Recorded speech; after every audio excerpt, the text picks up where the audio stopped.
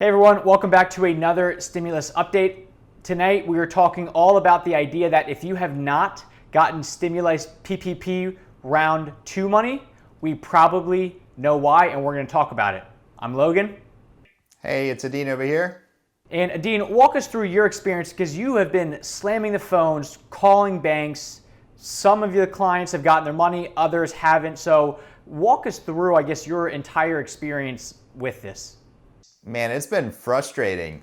That's really the one word that sums up this whole process. And, it's been a month now that I've been going through this. So ever since there was talk about this law getting passed, I was on top of it, read the legislation the first weekend it came out, had the applications done, had the applications switched on me 12 hours before the portal opened up, had to redo a bunch of applications for my clients, still got them in the very first day that every big bank opened up their portals, right? So every client I've worked with has banked with, or still banks with, Wells, B of A, Truist, BB&T, SunTrust, whatever you want to call them. The big banks. Folks at PNC, Chase is just as bad.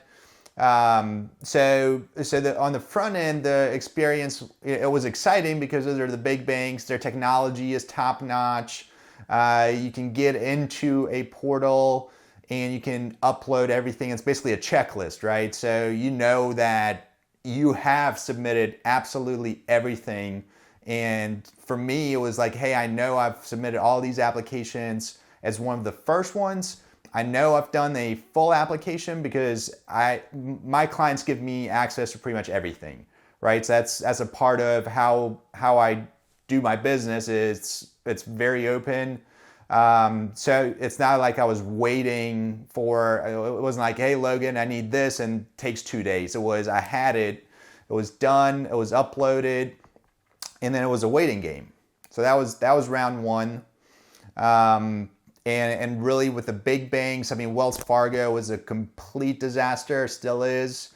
Well, let's just talk about round one real quick. So of your clients, did any of them get round one money? And if so, like, you don't have to obviously give us like the specifics, but like, were they a larger company? Was it random? I mean, how did that work? So none of them got it with big banks, right? So if you, a bank that everybody across the country would know about, nobody got it with them. I had people get it in the first round with local banks and credit unions, or with, even with some regional banks with pre-existing relationships. So they either had a loan with them already or had some sort of relationship with them that they could go ahead and submit their documents, and they got funded within 7 to 10 days of that initial application date. But with the big banks, absolutely nothing. So then fast forward to round two, talk about that. I mean, what has been your experience with clients getting money round two? Has any big banks gotten it? Because I've seen on my side, just kind of looking online, a lot of people that go with the big banks, the Wells, the B of A's, they've gotten nothing. They've gotten a lot of, hey, we got your application, thanks for sending it over, we're still processing it. But I don't know anybody that's gotten round two funding from a large bank. So maybe you see it differently. Yeah, I haven't seen it yet with a big bank either. So I'll talk about a couple of things. Wells sends a daily email saying, hey, ever since we got more funding, we're working as hard as we can. Just be on the lookout. But nobody's got anything. BB&T, in between PPP 1 running out of money and PPP 2 getting more funding, sent a few emails saying, hey, we're working on it. We're going to have a better process for round 2. Still nothing.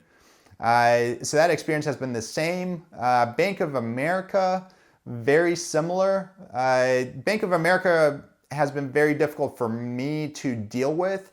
The way they set their portal up is you had to actually log into the account. And their security is way different than most of the other banks. You can only set up basically one login for the business account to be able to get in. So a client would have to give me full access. Most other banks, you can set up a second user with limited access. So I bank with Bank of America, so I know the process. And I had my application submitted the first day. I finally got an email 3 or 4 days ago saying that they have everything reviewed and submitted. They're just waiting to hear back from the SBA, whatever that means. Because it's weird. I have other clients who have applied within the past week with a smaller bank and have already gotten both the SBA approval and SBA funding. So I still think that there's this big divide between the big banks have something going on the back end that they're not telling us about, and the small regional banks that are actually doing the job, doing the work, getting applications processed, and through the system getting clients funded. So the first round, what happened was these larger banks took a lot of the money and they gave it to the larger companies, the people that were spending more, asking for more, larger payrolls. So the second round that came out, the government said, look, of the $310 billion, we're going to allocate $60 billion to local and regional banks, which gives the other $250 billion to the large banks. And at this point, and this is probably opinion because I don't think the SBA has come out and said anything. At this point, Edin, do you feel like the money, like they're waiting for the small and local to get through the $60 billion before letting the big banks go for the 250, or do you think it's just coincidental that the small banks are the only ones making stuff happen and the large banks are still trying to figure it out? Yeah, that's a very good take on it. I know from whispers I've heard from people I've talked to, when was it? Earlier in the week, apparently the SBA actually shut down their portal to banks greater than 10 billion in deposits, right? So I think we talked about this on a previous video where they allocated this money to banks that have less than 10, and that's what you're talking about, the $60 billion. And I think that's exactly what's happening. And it's weird because we don't know. There's no data coming out. With PPP1, pretty much every day, they came out and said, we've allocated X dollars, we've used up X dollars. Now with PPP2 or 3.5, whatever number you want to use, I haven't heard a single thing except from a conversation I've had with a banker that about 100 billion has been accounted for in terms of actually SBA approvals. So there's apparently still $250 billion out there, or 210 to go around. So I don't know if it's just the way they're managing it on the back end and that the SBA has slowed it down. It's very possible because in round one, we saw a lot of these companies taking the money and then returning it. So it might be also that they are doing more due diligence and saying, okay, well, these companies do need it. Let's give it to them. I don't believe that to be the case. That would take too long for them to make that decision. But I think they are slowing things down and allowing the smaller players to catch up and send in more applications. So they're not doing what we all thought they were going to do, where the money was going to run out or in 2 or 3 days because of how fast or how efficient the process has become compared to round one where nobody knew anything. You just think that they're slowing everything down to make sure that they are giving the right people the money. Yeah, so on the processing side, it's definitely true that it's way faster. So a conversation I had earlier in the week with a banker, he said, look, since the second round got approved, we've been able to process as many applications in 3 days as it took us 2 weeks with the first round. So the process has improved. All the banks have learned a ton from the first go around. So the banks themselves are processing the applications. I really do think it's on the back end with the SBA that's creating this bottleneck of the funding. But again, there's no data. We don't know what's going on.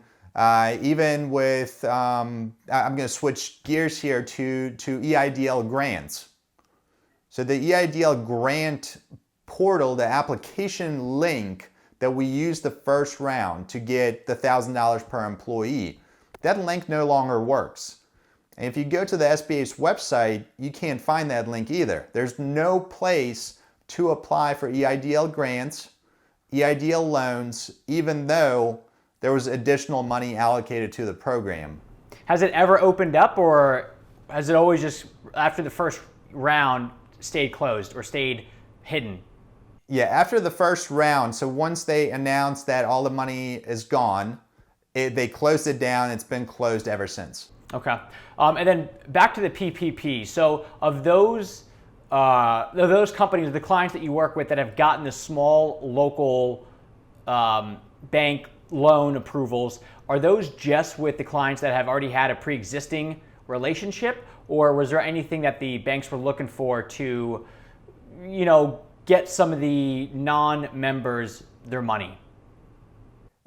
Both. So with the first round, it was strictly, hey, we're overwhelmed, new program, new process. We got to bring people back in because obviously with what's going on, a lot of them went to work from home, limited lobby hours and all that. So they had to figure out how to mobilize again, create the technology. So they only worked with their existing clients in round one. Round two was announced. Round two was approved. And they still said, you know what? We still have a backlog of current clients that we want to take care of. Right. We've kind of gone through the applications. We've processed most of them. And what I've been told from almost all of them is, hey, go ahead, send us an application. No promises at this point. If we get time, we'll go through and start processing these new applications from non-customers. But it's also been bank to bank specific, right? Not every single one of them has done that. I've had a couple that have said, you know what, we're done.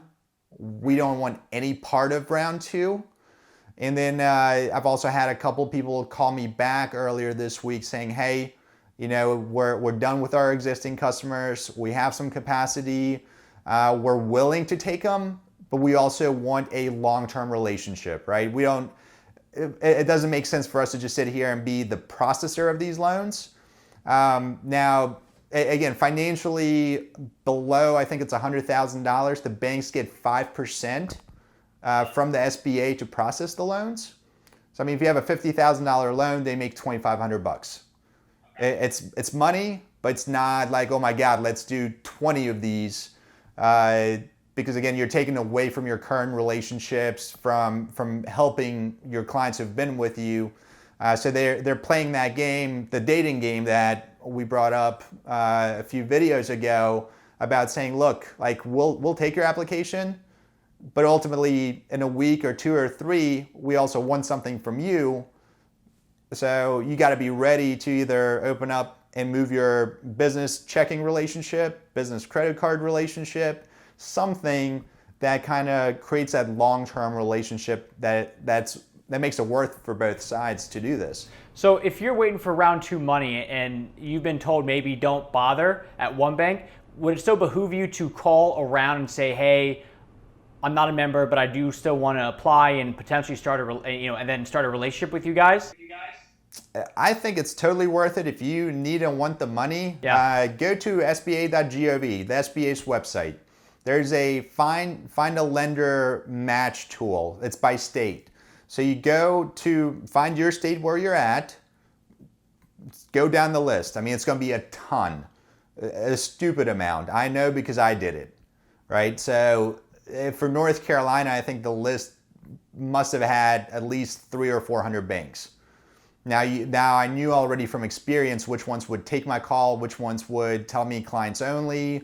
You can go to their websites and see what they say on there. And then from that, you got to pick up the phone, start calling and explaining to them like, hey, I'm still here, still waiting for something. I'm not being taken care of by anybody else. I'm willing, offer up, say, hey, look, I'm willing to move my relationship. If you take care of me, I'll take care of you. And find one or two that will take your application. Again, diversify at this point. Because there's no promises from anybody that they can process it or that they will get it approved. So you want to submit it to a couple of places and then go from there. And then when you're calling, you're just saying, hey, this is Edin, I'm calling about the PPP loan. Absolutely. I mean, that's the purpose of my call. Nobody's got time to waste right now. We're not beating around the bush. We all know what game we're playing. It's, hey, Edin here. I see that you're a PPP lender. I'm wondering if you're taking non-clients at the moment for PPP loans. I understand it's a big ask because we're so far into the game. I know you got a whole lot of other applications you're processing, but if you're willing to take my application, I'm willing to move my relationship to you. If you can't, I understand. Let's stop right there. I keep calling. Okay, easy enough. So kind of going back through it all at this point, the round 2, the money is starting to flow. People are starting to get it. We've really seen nothing but frustration still with the larger banks. So it seems like at this point, if you either have a pre-existing relationship with a small bank or you're willing to play the game and open one up with a small local bank, that's a way to go. But hopefully the larger banks are still processing it, because we have not heard anything about the money running out. And in fact, it sounds like there's actually a lot more. The majority of the money is still around. So if you haven't gotten it yet and you've only applied to Wells or B of A or any of the large ones, it's not over yet. Easy enough? Your money. Yeah. All right, cool. Well, everyone, thank you very much. This has been another stimulus update. Go ahead and hit the like button, and we will see you guys tomorrow.